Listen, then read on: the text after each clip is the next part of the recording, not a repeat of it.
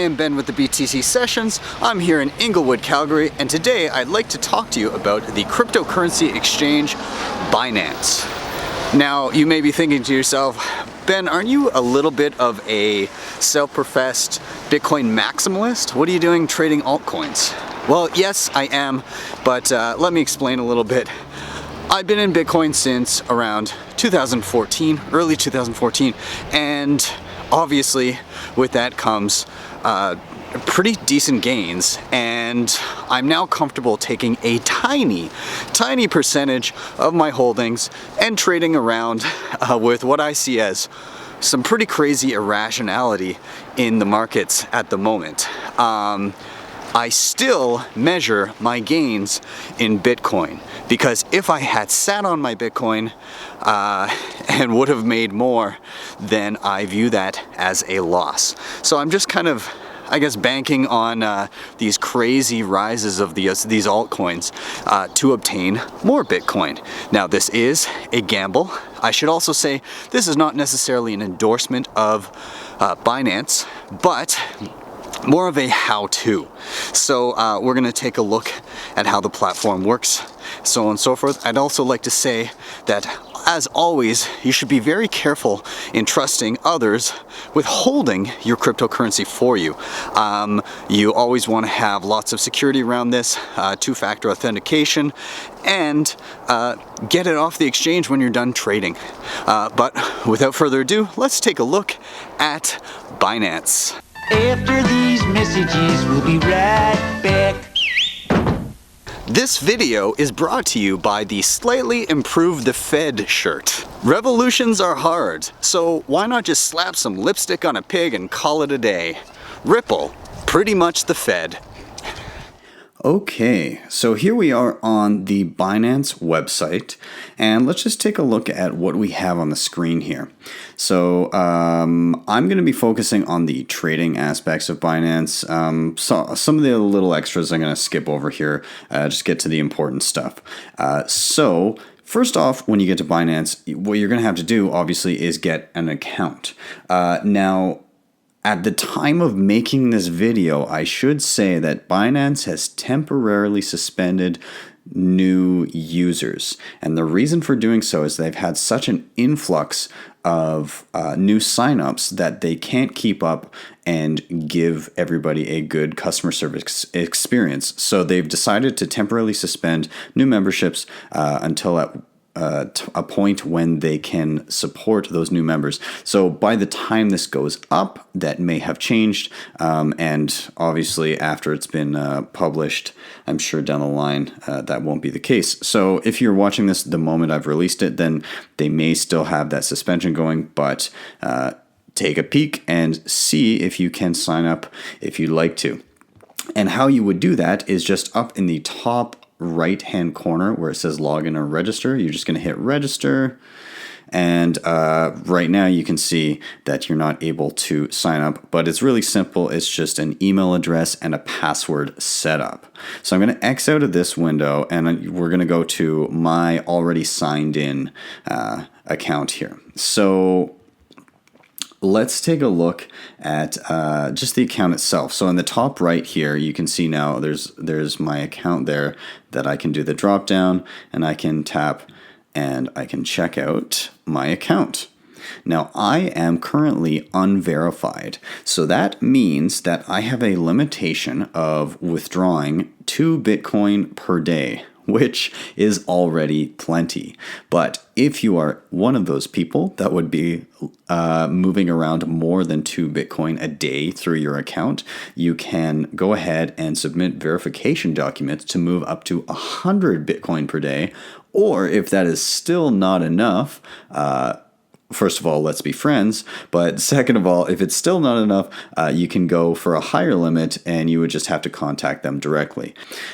So you have a password which you can change. You can do SMS authentication. I wouldn't necessarily recommend that. That's been proven to be insecure. People can port your SIM to their card, or sorry, they can port your number to their SIM card instead and attack that way. So I would avoid SMS, but Google Authenticator is a good method of two-factor authentication. If you're not sure about that, there's lots of videos on how to use Google Authenticator. Anyways, let's get to Binance itself and see what's going on here. So on the main page, you see some of the major movers of the day. You see whether they're up or down, and the volume, and so on and so forth, and the prices. Down here, you can also see some of the major Bitcoin markets versus other altcoins down here, and you can switch between, the Ether markets, the USD Tether markets, and we'll get into that in a moment. And you can also pick some favorites and have a tab there. So let's go and look at how do you deposit money into Binance so that you can start trading. And that's pretty simple. You're going to go over to Funds, and you're going to tap on Deposits and Withdrawals. So on this page, you will be able to see every asset that is listed on Binance, and you can deposit any of these assets with the exception of anything that has a little exclamation point, and there will be an explanation as to why those may be suspended at the moment. So the network is very busy for Stellar at the moment. Withdrawals are currently suspended. Okay, if you go down to this one has been delisted, so you can't deposit, but you can withdraw any that you have. Okay, so you're going to see things like that as certain coins experience network issues, or if they're being delisted from the platform. Okay, you can also go up here. You can search anything that you like. So let's say you wanted to look up, I don't know, Ripple. The ticker for Ripple is XRP, so you can type that in and it'll single that out and let you know what you've got kicking around. Obviously, I don't really have much Ripple kicking around. I was playing with it before. Or you can hit hide small assets, which means hide anything that you don't have funds in. So if I tick that off, then anything that I actually have a position in will show up. So you can see here I've got a little bit of Neo, Monero, and Zcash kicking around. I try not to leave too much sitting on the exchange here because once again, I think it is incredibly insecure to leave a large amount of money sitting on an exchange, and you should always be prepared that you could potentially lose that money, as we've seen with some large-scale hacks of other exchanges. You just want to be safe. It's not in your control, and you're trusting Binance to hold it for you, and you should treat it accordingly. Okay, so now that we've said that, let's say you have one of the major ones, Bitcoin, Ethereum, something like that, and you want to deposit. So I'm going to go up here. I'm going to say I want to deposit Ethereum, ETH. And I can see Ethereum right here. And if I go over to the right-hand side, you can see deposit, withdrawal, and trade. So if I hit deposit right here, I have a Ethereum deposit address. Okay. So what I could do is I could tap this right here, and I could copy the address, and I could then go paste it into whatever wallet I want. All right. Or I can tap scan QR code, and it will bring up a QR code for me to scan. Perhaps if I have my phone here and I want to send from my phone to my desktop computer, that would be an easy option there. Now, on the other hand, let's say I had been doing some trading and then I moved back to Ethereum or whatever coin and I wanted to withdraw. Same thing here. I pick the coin. So if I'm on Ethereum, I go over to the withdrawal button, tap that. Now, the one thing here with withdrawals is they don't allow you to, at the time of making this video, they don't allow you to use your webcam to scan a QR code. So you will have to get an address and paste it in. So I had copied an address before, which is just the one from this exchange, but you would just paste it into the withdrawal address, and then you can type manually an amount, or you can hit max and you would withdraw all of that particular coin and you hit submit. It takes a little bit to confirm that, and I believe they send a confirmation email address to your email address. And then after that, you will have the coins withdrawn to the address of your choice. Okay, so that is your deposit and withdrawal your deposit and your withdrawal methods. Now, there's one other thing that I wanted to take a look at, and that is the fee structure on Binance. So what does it cost you to do things, to trade between coins and to deposit and withdrawal? So I've got that open here. And so the fee for deposit, it is free. Okay, so it doesn't cost you anything to deposit onto the platform. The fee for trading between currencies is 0.1%. Okay, so if you were trading, say you made a trade for $100, you would be paying 10 cents in fees, or $1,000, you'd be paying $1 worth of fees. Okay, so it's not that high of a fee for trades, depending on how quickly you're trading, I suppose. Now, they have something else here where if you have BNB, which is the Binance coin, their native token for the platform, you can pay those fees with BNB and deduct 50% from your trading fee. So you'd be paying 0.05%. So, yeah, a very basically cutting out half of your fees here. Now, I don't do this because I don't feel like holding on to BNB.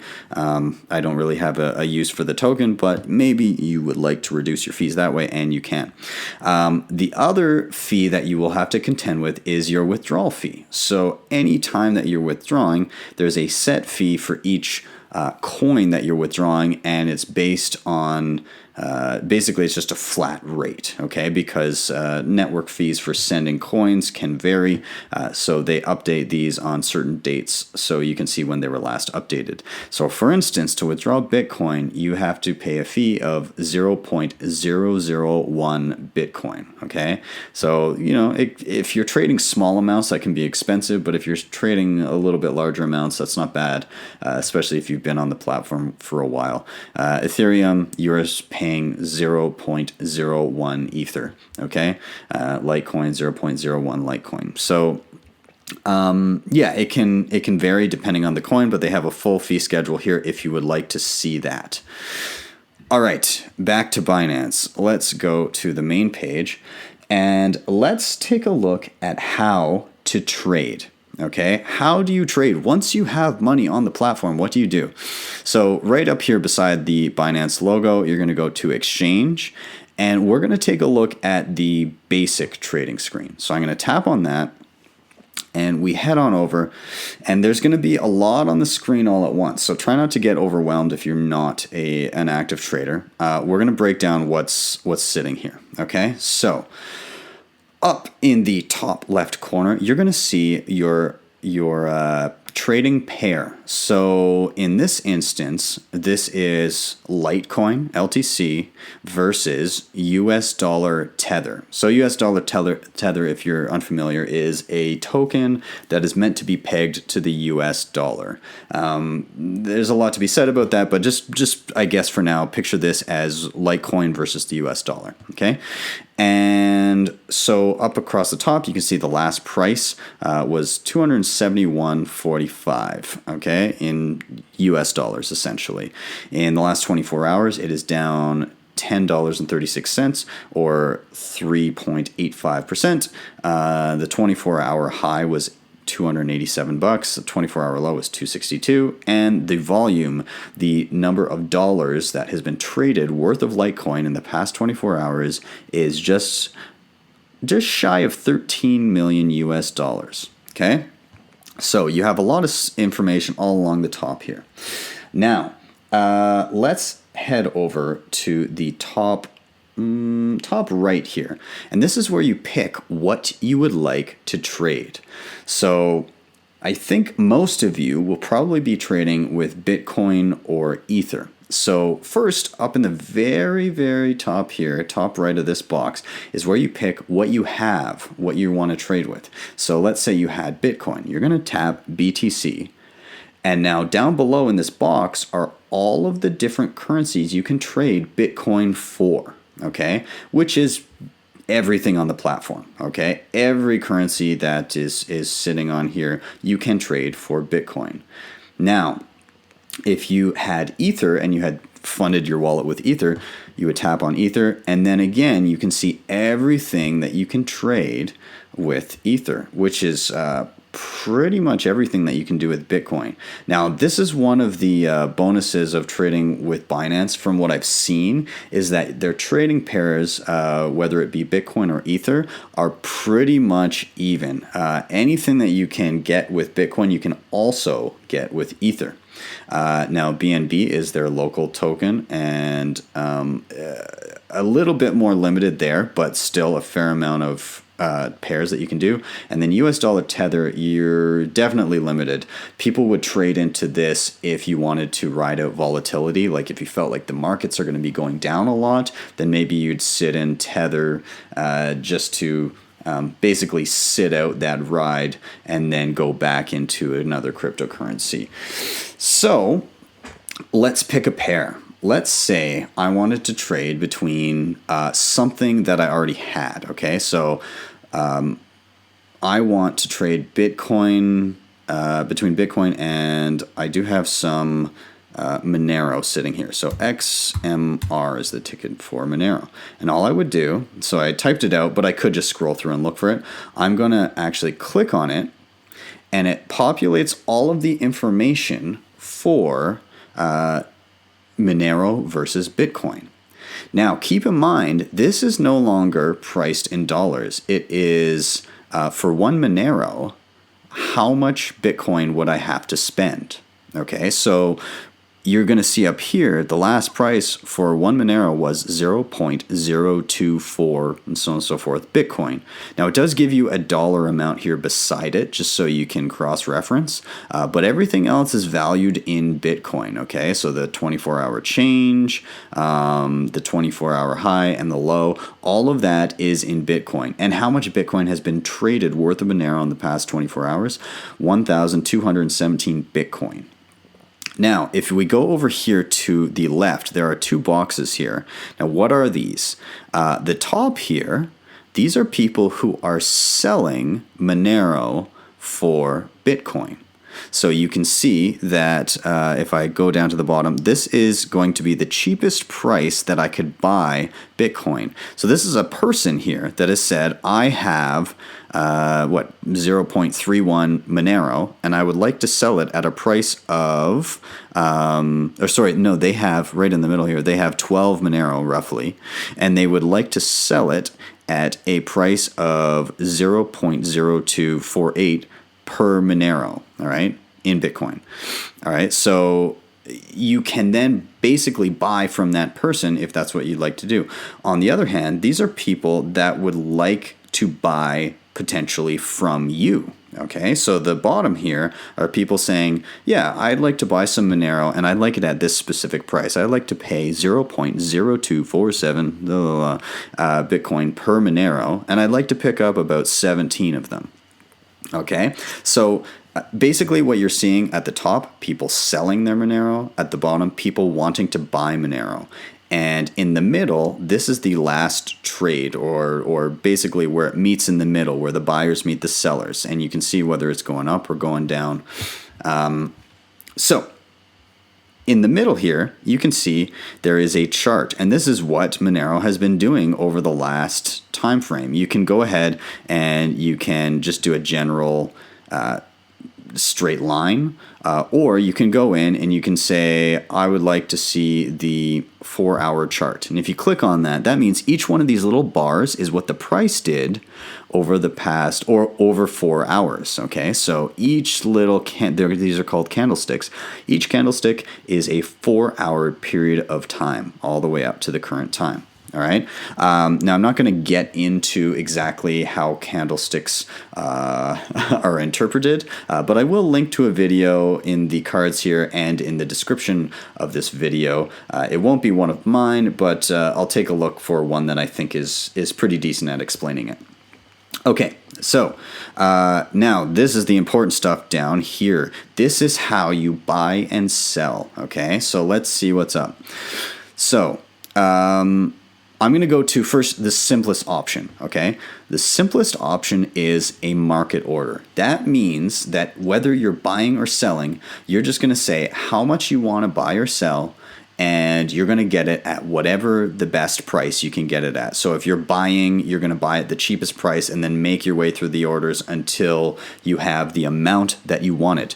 If you're selling, you're going to start selling to the person willing to pay the most. And then once their order's filled, you're going to keep going until you've sold all of the Monero you'd like to sell. Okay, so you have some choices here. You can either put in a specific amount, or you can choose the amount that you would like to buy. So in this instance, for buying Monero, I'm saying, well, how much of my Bitcoin would I like to spend on it? They have these preset 25%, 50%, all the way up to 100%. So that's easy, or a specific amount of Monero that you'd like to get. On the sell side, the exact same thing. You can pick a specific amount of Monero, or you just like to sell all of your Monero that you have. So for instance, I do have a balance here of 6.3 Monero. I could hit, well, I want to sell 25% of it. It predetermines what that is, and then I could hit sell right there, and it would sell at whatever the next buyer is willing to pay. All right, so I'm not going to do that right now. We're going to take a look at what a limit order is. Okay, so let's say I wanted to buy Monero, but I wanted to get it at a specific price. So let's say I think that this guy who's selling, that's a little rich for me. I want something cheaper, okay? So I would look through, and maybe I want to do a limit order for something way down here. Maybe I would like to get it at a price of 0.245 Bitcoin per Monero. So I can adjust that right here. I can go, I would like to get it for 0.245. And how many would I like to buy? Just one. Okay. Now, of course, I don't have a BTC balance right here. But I could buy now and set that price, and I could hit buy. And what would happen is my order would pop in wherever I fit in the order book here. And if these people above me sold all the Monero and it got down to me, then mine would be sold next. Okay, so you're banking, in this case, that the price will drop enough and you'll be able to buy Monero for cheaper than it's going for right now. Same thing for selling. You could do the exact opposite. Let's say you don't want to sell your Monero for 0.248 Bitcoin. You think that's too cheap. So you're saying, I would like to wait until the price of Monero gets up to 0.03 Bitcoin, and I'd like to sell one of them. Or maybe I can tap the max amount. I'd like to sell all of them at that particular price. And then I can hit sell, and my order will be placed here. And once the Monero price goes up to that amount of Bitcoin, it will be picked up by a buyer.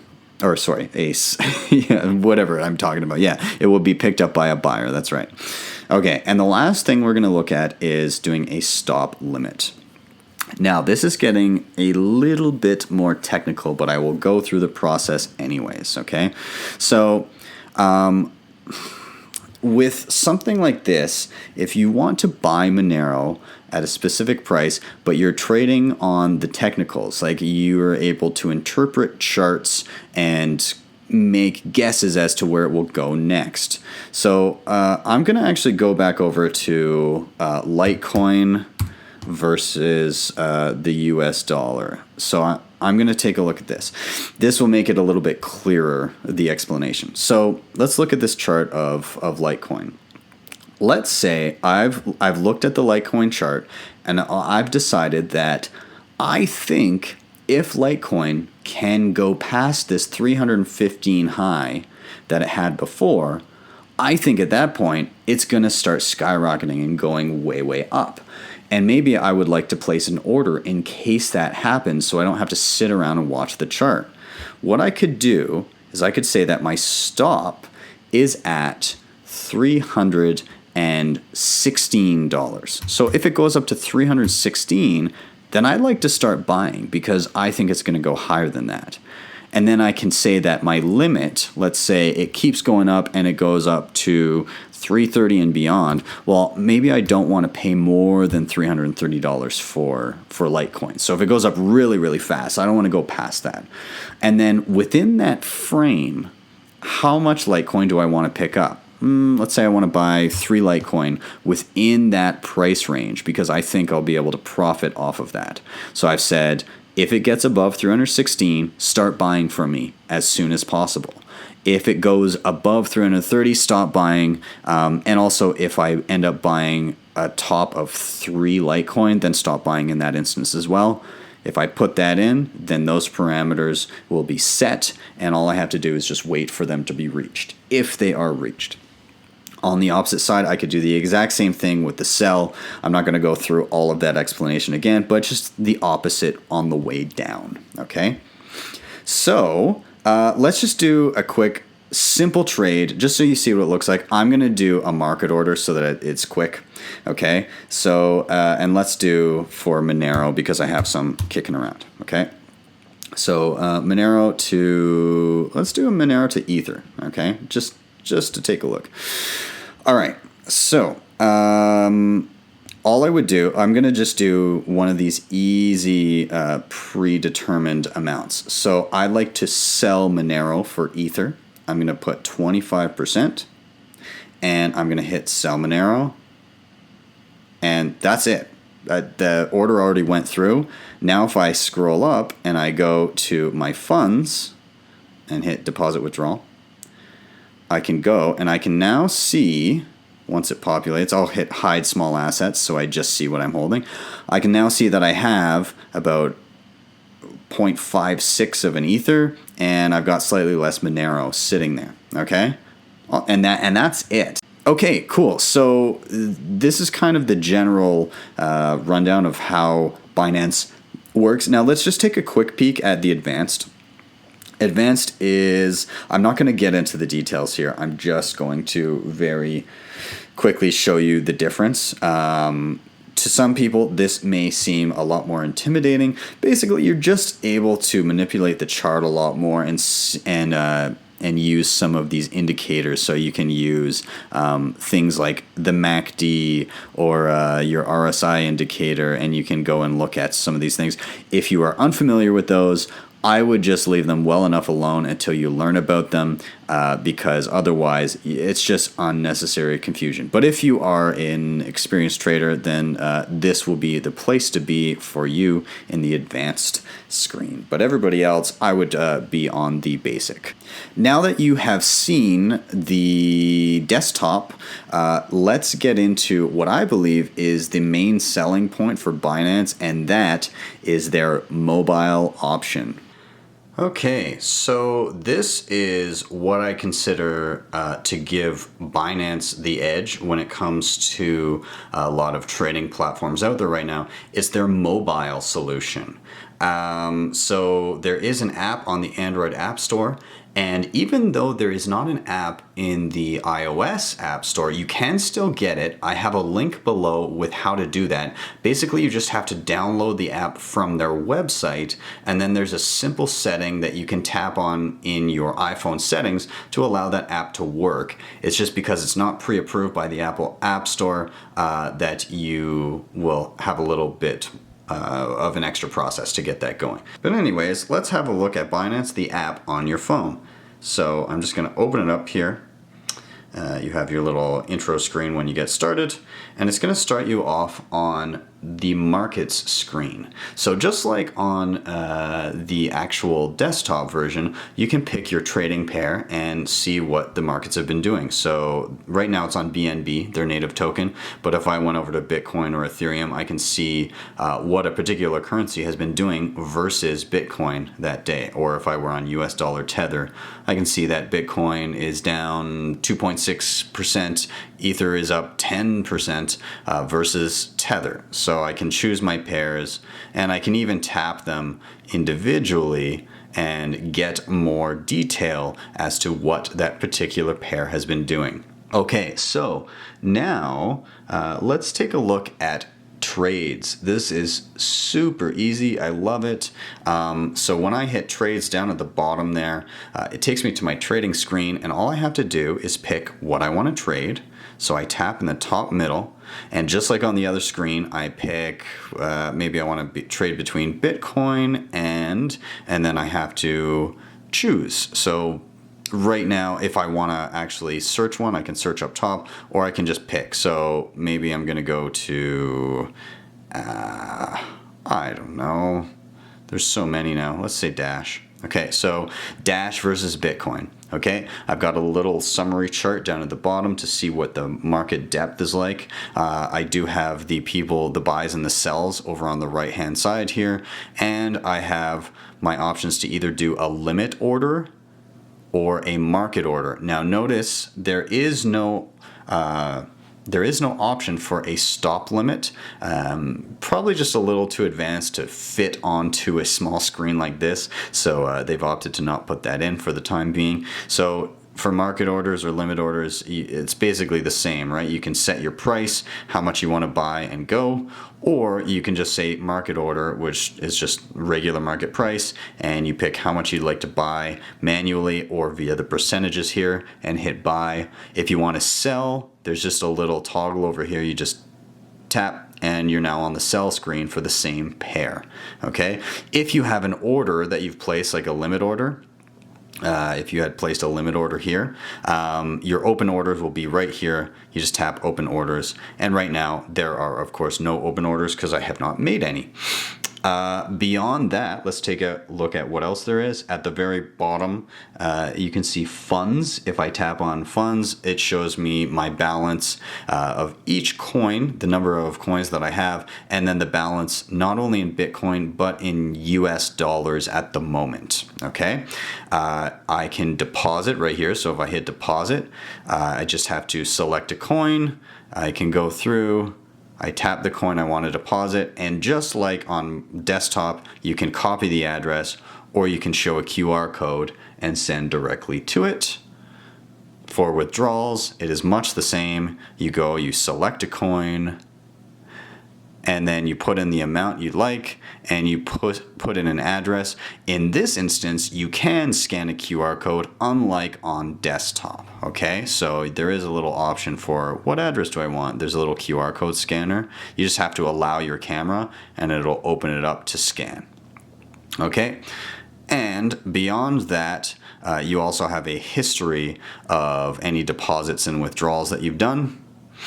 And in the bottom right, finally, you can tap on your account, and you have things like your authentication, your levels of, identity authentication, your Google Authenticator, and any other general settings that you may have, or you can log out of your account. So I've got to say that this is probably one of the most user-friendly mobile trading platforms that I've seen thus far. Now, I'm not a regular trader. I don't do this all the time, but I have played around with the Bitfinex one and a couple others. Many others, you just have to straight up go to their mobile website, which is not ideal. Whereas this, it's a nice self-contained application that is easy to use on the fly. And while this is not an endorsement of Binance, I will say that thus far it has been pretty pleasurable to use. Please do keep in mind, as I said before, that leaving funds on an exchange for any extended period of time is not typically advisable, and I would be very careful and, realistically, never trust any entity to hold your money unless you have to. So in this instance, if you're actively trading, you're kind of stuck with that until decentralized exchanges are more readily accessible. But this is a nice option at the moment, so feel free to check it out. Thank you guys so much for watching. Please don't forget to hit like and subscribe. If you'd like to support the show in another way, you can do that in a few different ways. You can hit up my Binance affiliate link down below. Keep in mind that if you don't want to do that, you can still just go to the Binance website and sign up on your own. But other than that, you can grab yourself a hardware wallet through my Ledger link down below, or you can check out any of the shirts that I've started to make and list on Redbubble. So I've got one with my big stupid face on it, the slightly improved the Fed shirt, and I've got a killer Bcash shirt sitting there as well. So thank you guys again for watching, and I will see you next time on the BTC Sessions.